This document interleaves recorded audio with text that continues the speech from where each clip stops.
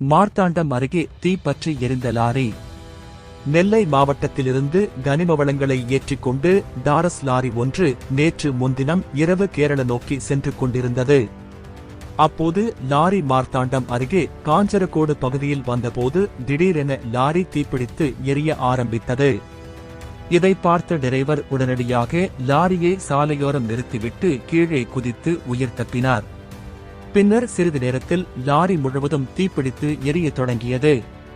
உடனடியாக டிரைவர் இதுகுறித்து குழித்துறை தீயணைப்பு நிலையத்துக்கு தகவல் கொடுத்தார்.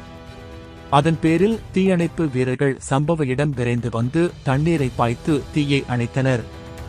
இந்த தீ விபத்தில் லாரி முழுவதுமாக எரிந்து சேதம் அடைந்தது. தொடர்ந்து போலீசார் நடத்திய விசாரணையில் லாரியின் பேட்டரியில் இருந்து செல்லும் உயரில் மின்கசிவு ஏற்பட்டு தீப்பிடித்தது தெரியவந்தது. தொடர்ந்து இதுகுறித்து மார்த்தாண்டம் போலீசார் விசாரணை நடத்தி வருகிறார்கள்.